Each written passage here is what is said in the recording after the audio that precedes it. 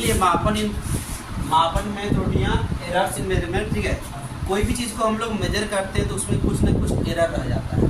जैसे कि मान लो कि ये मार्कर का लंबाई तुम मेजरमेंट किया, यहाँ से मान लीजिए कोई स्केल से हम लोग, ये मान लो स्केल से हम लोग मेजरमेंट किए, तो देखिए क्या बोलते हैं कि इसमें अगर मेजरमेंट, ये जो हम लोग के पास जो स्केल है, ये स्केल हम लोग का मेजरमेंट कहाँ तक सही देता है, तो ये स्केल हम लोग का मेजरमेंट मिलीमीटर तक सही देता है। कहाँ तक देता है? मिलीमीटर। ये सेंटीमीटर का स्केल है और उसके अंदर जो छोटा छोटा रहता है ना, वो मिलीमीटर है, तो मिलीमीटर तक ये सही देता है। अगर ये मार्कर मिलीमीटर से थोड़ा सा ज़्यादा रहेगा तो वो ये स्केल माप पाएगा? नहीं माप पाएगा। तुम्हारे पास तराजू है, बाटखरा है जो तराजू, ठीक है, उसमें बाटखरा तुम्हारा 1 किलो का है, 1 ग्राम 2 ग्राम का नहीं है, तो 1 किलोग्राम से थोड़ा सा अधिक हो गया या कम हो गया तो उसको तुम माप सकते हो? नहीं माप सकते हो। तो ये या तो क्या होता है, तुम हड़बड़ी में माप दिया, डाला, तुरंत हड़बड़ी उठा दिया, तुम इधर देख रहा है या कहीं दूसरे तरफ देख रहा है, तो मेजरमेंट में कुछ ना कुछ गलती हो सकता है। या तो तुम्हारा जो तराजू है या डिवाइस है मेजरमेंट का, वो खराब हो गया। जैसे कि ये स्केल का देखिए किनारा चटक गया है, तो चटक गया तो सही मेजरमेंट दे पाएगा? नहीं दे पाएगा।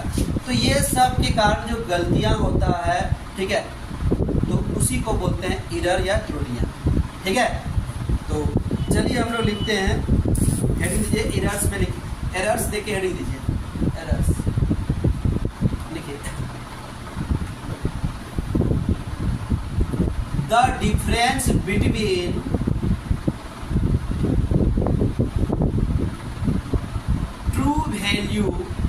the difference between true value and the measured value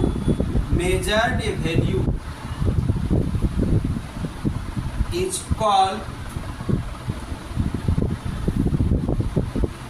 error of measurement.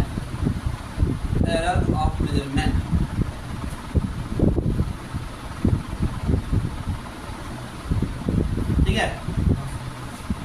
Real में इसका मेजरमेंट कुछ और है, लेकिन तुम मापे हो कुछ और। ठीक है, रियल में इसका वैल्यू मान लो 5.555 है, लेकिन तुम मापा 5.5, तो 0.055 है वो तुम नहीं माप पाया, तो वो तुम्हारा गलती हो गया और उसी गलती को हम लोग एरर बोलते हैं। ठीक है, तो नीचे लिखिए there are 3 types of error.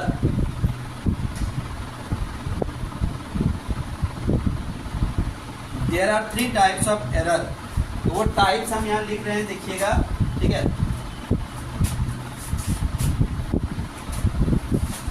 एक नंबर लिखिए सिस्टेमेटिक एरर,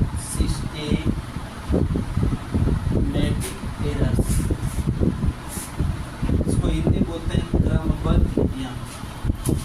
एक नंबर लिखिए क्रमबद्ध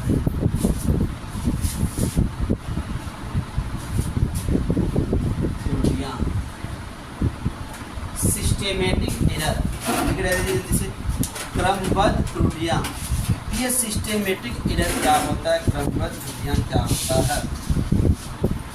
मान लो तुम मेजरमेंट कर रहा है, तुम्हारा मेजरमेंट करने का डिवाइस ही खराब है, यंत्र ही खराब है। जैसे कि हम बोले ये स्केल से मापन कर रहे हैं, स्केल का कोना देखिए टूट गया है, किनारा क्या है, टूट गया है, तो ये गलती हो गया।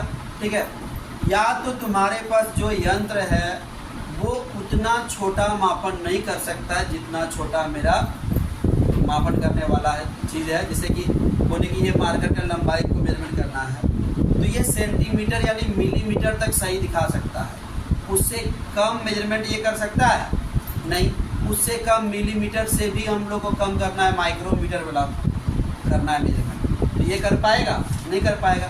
तो ये सब गलती को बोलते हैं हम लोग सिस्टेमेटिक एरर, क्रमबद्ध त्रुटियां। ठीक है, तो लिख के डाल दीजिए जल्दी से और लिखिए, हाँ, the errors which causes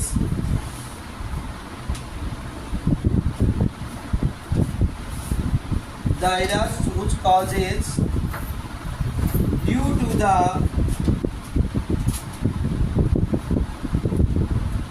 instrument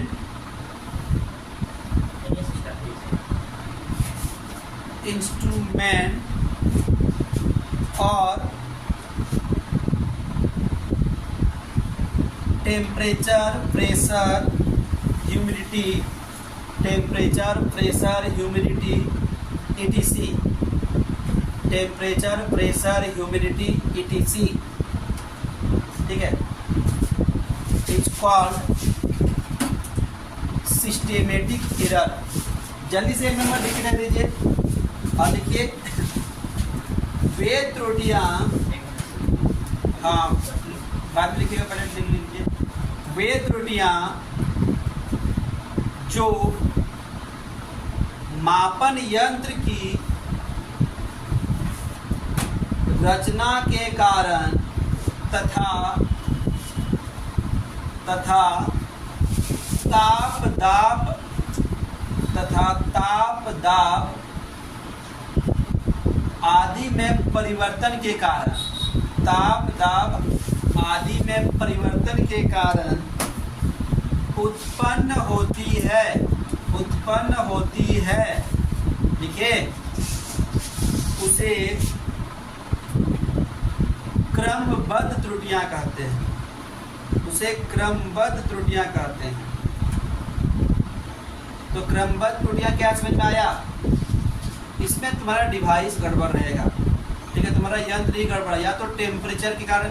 देखो गर्मी के टाइम में क्या होगा, लोहा का यंत्र को थोड़ा सा बढ़ जाएगा, गर्मी के कारण कोई चीज़ फैलता है, ठंडा में सिकुड़ता है, तो गर्मी का कारण मान लो थोड़ा सा बढ़ गया तो मेजरमेंट क्या होगा, गलत दिखाएगा। ठंडा में थोड़ा सिकुड़ गया तो मेजरमेंट क्या होगा, गलत दिखाएगा। जो होना चाहिए वो तो नहीं होगा, समझे कि नहीं? तो ये सब के कारण जो गलती होता है उसको बोलते हैं हम लोग सिस्टेमेटिक एरर। दूसरा नंबर हम लोग देखेंगे, 2 नंबर लिखिए random error, RANDOM, random errors, ठीक है, इसको बोलते हैं यादृच्छिक त्रुटियां।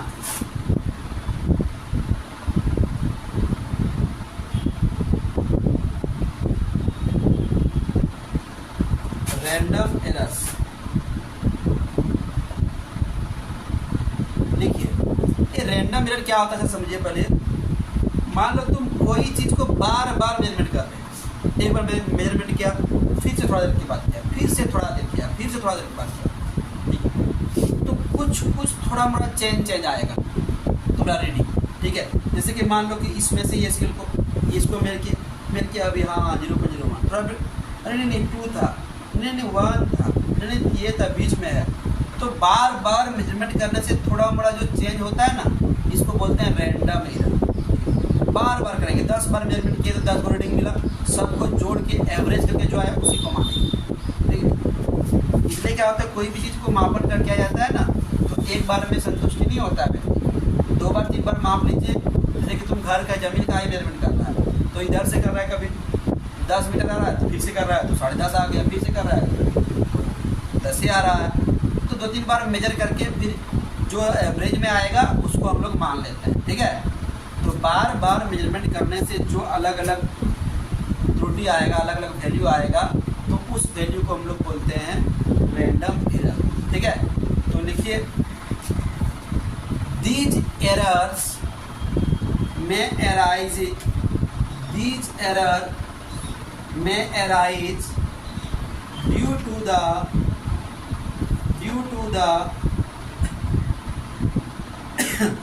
large variety of factors, due to the large variety of factors,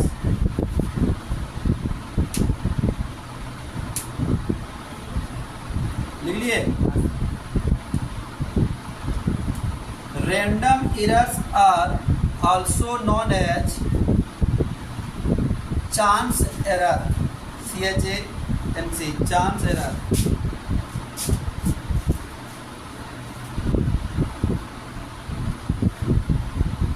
For example,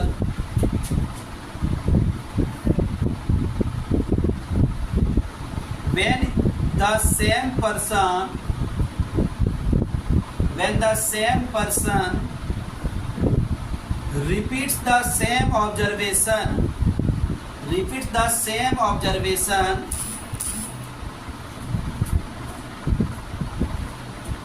he may get different reading at every time, ठीक है। आप लोग लिखिए जब मापनकर्ता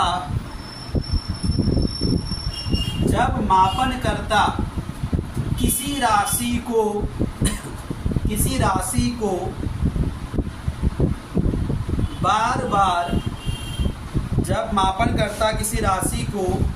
बार बार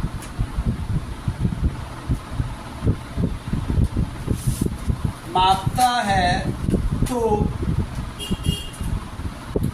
प्रत्येक बार पाठ्यांक अलग अलग आती है,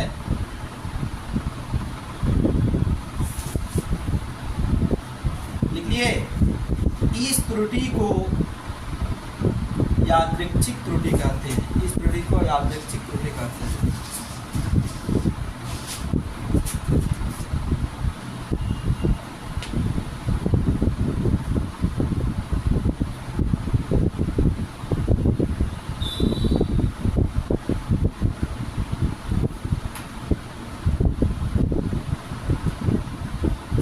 सकल त्रुटियां, ग्रॉस एरर्स, सकल त्रुटियां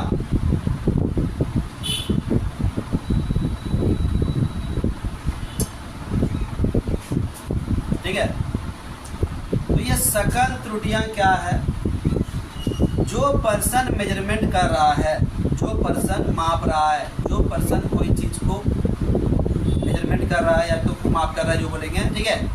अगर वो केयरलेस पर्सन है तो क्या हुआ, यहाँ सामान डाल रहा है, देख रहा है उधर यहाँ डाल रहा है, तो क्या बोलता, हाँ हो गया, दे दिया। तो हड़बड़ी में क्या होता है कि ज़्यादा हो जाएगा या तो कम हो जाएगा। मान लो तुम बहुत हड़बड़ी में कोई चीज़ भी गिन रहे हो, पैसा भी किसी को दे रहे हो, जल्दी गिन के देना है, फिर तुम्हारे पास छूट रहा है, तो क्या हुआ, तुरंत गिन गया तो तुम बेसी दोगे या तो कम दे दोगे। तो थोड़ा हमारा गलती हो सकता है। कोई चीज़ वजन कर रहा है, वजन करके तुमको जल्दी से कहीं निकलना है, तो जल्दी से डाला, जल्दी से वजन किया, तुरंत दे दिया, ठीक है। तो उसके कारण क्या होता है, कुछ तुम ज़्यादा देता है तो कभी कभी कुछ कम दे देता है, ठीक है। तो उस तरह का गलती को बोलते हैं ग्रॉस एरर, ठीक है। कभी देखिए हो, कभी तुम क्या बोलते हैं, भीड़ रहता है कहीं भी, ठीक है, खासकर तुम देखना चिकन खरीदने जाते हैं तो वहाँ अगर पूरा भीड़ है तो उधर से लाया मुर्गी, डाला खटाक से, और तुरंत क्या बोलते हैं कि देख वो डाउन में आया, फिर से तुमको लगा बेसी दे दिया, लेकिन वो मोशन में है, गति में, इसने डाला तो ऑलरेडी बेसी होगा ही। उसको बैलेंस को तुम शांत होने दोगे, देखना वो सही मार्क पर आएगा, थोड़ा कम पर आ जाएगा, ठीक है। तो इस तरह का त्रुटि को बोलते हैं सकल त्रुटि, ग्रॉस एरर, ठीक है। तो लिखिए, डेफिनेशन लिखिए, these errors arise on account of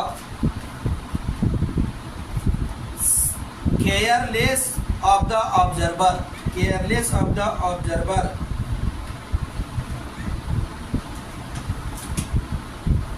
for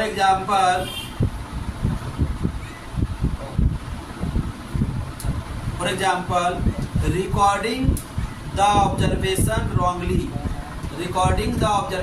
wrongly,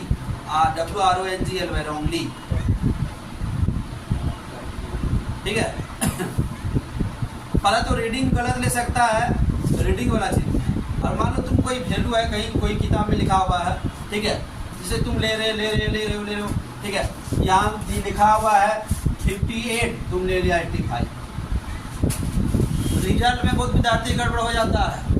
तुम का एक विद्यार्थी लाया था मैथ में 92, दे दिया उसको 92, 29, सब सब्जेक्ट में अच्छा नंबर था, बहुत अच्छा विद्यार्थी था। फिर बाद वो चैलेंज किया, उसका निकला 90। ये सब को बोलते हैं ग्रॉस एरर, ठीक है। हड़बड़ी में तुम लिख रहे हैं, तुरंत क्या बोलते हैं कि 92 को 29 टाइप कर दिया, तो कौन सा एरर हो गया, ग्रॉस एरर। बहुत नुकसान होता है और बहुत नहीं तो फायदा हो जाता है। तुम्हारा मान लो 29 है, 92 उठा दिया, एकदम मस्त है, क्या लाया है यहाँ, क्या बोलते हैं कि 19 नंबर दे दिया, 91 नंबर क्या 91 रहेगा तो कितना खराब रहेगा? तो कितना खराब रहेगा। सही बात है, अच्छाई है तो बुराई भी है, ठीक है। तो इस टाइप का एरर को बोलते हैं हम लोग। ये जो ऑब्जर्वेशन करता है ना, इसमें क्या बोलते हैं, तराजू का कोई दोष नहीं है, ना ही तापमान का दोष है, ना ही वो बार बार मेजरमेंट कर रहा है। इसमें दोष है जो मेजर कर रहा है उसी का, वो हड़बड़ी में काम कर रहा है, ठीक है, या तो सावधानी नहीं बरत रहा है, ठीक, केयरफुली नहीं है, केयरफुल नहीं है, ठीक, केयरफुल रहेगा तो ऐसा गलती नहीं होगा, ठीक है। आप लोग लिखिए,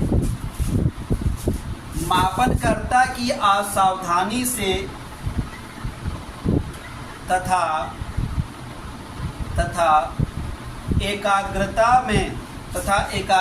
में मापनकर्ता की असावधानी से तथा एकाग्रता लिख पाओगे, एकाग्रता में कमी के कारण उत्पन्न होने वाली त्रुटि को क्या कहते हैं, सकल त्रुटि कहते हैं, सकल त्रुटियां कहते हैं, ठीक है। उत्पन्न त्रुटि को सकल त्रुटियां कहते हैं, समझ में आ गया। सकल सकल उत्पन्न त्रुटियों को सकल त्रुटियां कहते हैं, समझ में आ गया ये बोला कुछ, कोई दिक्कत नहीं है, ठीक है। अब अगला टॉपिक हम लोग का है, आप लोग भी लिखिए, सार्थक अंक, सिग्निफिकेंट वैल्यू। अभी से स्टार्ट किए, हाँ यह सही स्टार्ट, सिग्निफिकेंट वैल्यू, सार्थक अंक, सिग्निफिकेंट वैल्यू, ठीक है। नंबर बाय नंबर के समझाएंगे आप लोग को, समझिएगा। देखो दो तरह का अंक होता है, एक जीरो एगो नॉन जीरो, एगो शून्य एगो गैर शून्य, शून्य और गैर शून्य, जीरो और नॉन जीरो। जीरो मतलब बुझते ही हो, जीरो मतलब जीरो, ठीक है, ये क्या है जीरो। नॉन जीरो मतलब बिना जीरो वाला, 1 2 3 4 5 6 7 8 9, ये नॉन जीरो है, गैर शून्य है। जीरो मतलब शून्य, तो जितना भी नॉन जीरो है सब सिग्निफिकेंट वैल्यू है, जितना भी बिना जीरो वाला संख्या है सब सार्थक संख्या है। कैसे, अभी यहाँ लिखेंगे हम 1 7 6, इसमें बोलेगा के को सार्थक संख्या 3 को है, 1 2 3, समझ पाया। अभी बोल देंगे इसमें से 2 4 6 5, के को है, समझ में आ गया, कोई दिक्कत नहीं। तो जितना भी नॉन जीरो होता है सब सार्थक होता है, पहला पॉइंट, जितना भी नॉन जीरो है सारा क्या है, सार्थक। All non zero digits are significant, सभी गैर शून्य संख्या क्या होते हैं, सार्थक होते हैं। लिखिएगा क्या, जैसे 170 तो जीरो वाला अभी नहीं बोले हैं, जीरो वाला कभी बताएंगे, पहला नॉन जीरो प्लस एक एक पॉइंट लिख लीजिए। एक नंबर लिखिए, all non zero digits are significant, सभी गैर शून्य सार्थक होते हैं। एक नंबर, सभी गैर शून्य सार्थक होते हैं, all non zero digits are significant. समझ पाए। तो एग्जाम्पल में ये सब लिख सकते हो दोनों, समझ पाया जी। जितना भी नॉन जीरो है सब क्या है, सार्थक है, ठीक है।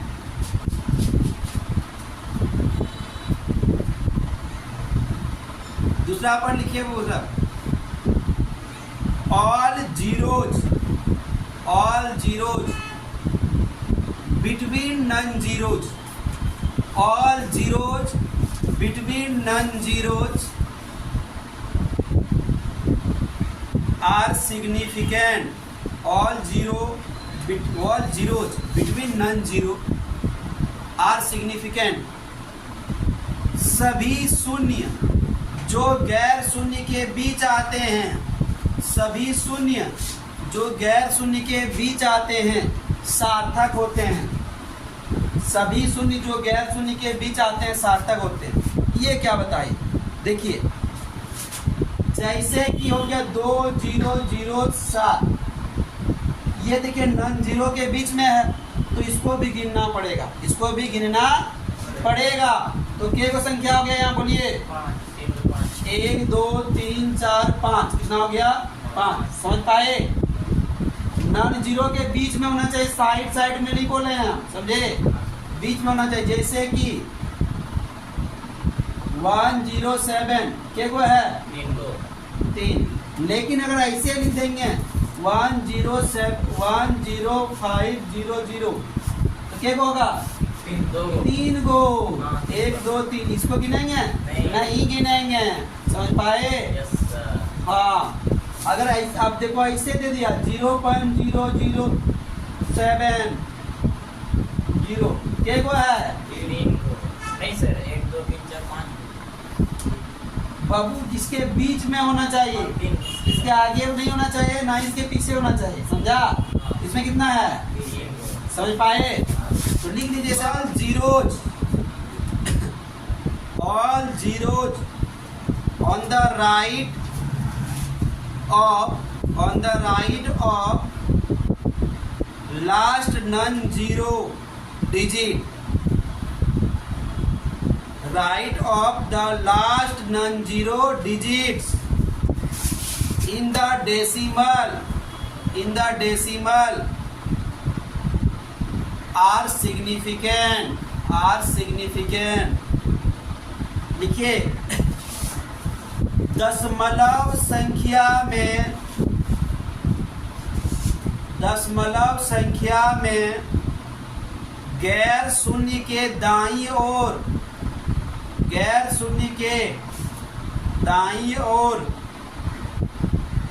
के सभी शून्य सार्थक होते हैं,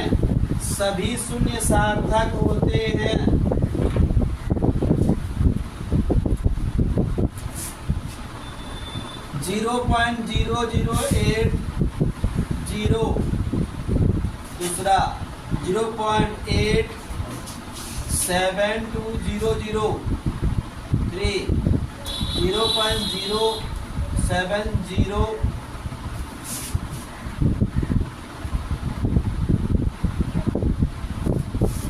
71 क्या कुछ भी लिखिए ना 710 ठीक है। बोलिए अभी क्या बोले पॉइंट के बाद 0 हो लेकिन गैर शून्य के दाईं ओर होना चाहिए, बाईं नहीं। दायां किधर है जी, राइट किधर है, राइट इधर है कि इधर है, इधर राइट है इधर लेफ्ट है बुझा। तो के को हो गया यहाँ 1 और 1 और 2 को, ये 0 को गिनेंगे, बाईं ओर का 0 को नहीं गिनेंगे।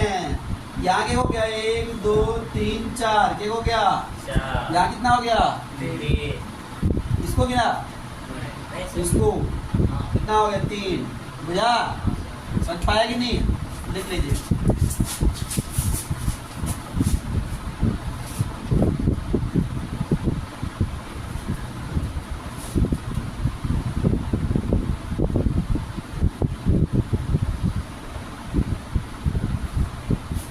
हो गया।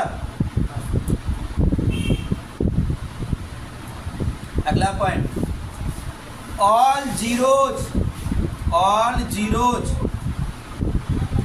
the right of non-zero digit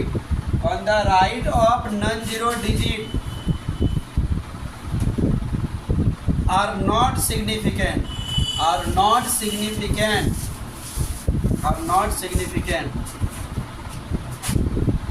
ठीक है। क्या बोला गया हुआ देखिएगा सुनिएगा। जैसे लिखते हैं 2500 100 4300 तो बोलिए कितना को है 2। यहाँ कितना है, यहाँ 2 ना। अब इसी में आगे बता देते हैं ठीक है, इतना और नहीं लिखाने का मन करता है। 4 5 10 पर पावर 24 4.02 10 पर पावर 8 कितना है 2। इसको नहीं गिनेंगे समझे, कितना है 3 20 वाला गिनेंगे ठीक है। समझ पाए। तो ये सब देख लीजिएगा, आपको सब समझ लीजिएगा। जानते हैं बाकी आप लोग, ठीक है। तो इसको लिख लीजिए, ठीक है। इस तरह का रहेगा तो उसको नहीं गिनेंगे, इस तरह का रहेगा नहीं गिनेगा, लेकिन ये सब यहाँ बीच वाला गिनेगा। समझ पाया? जल्दी से लिख लीजिए इसको।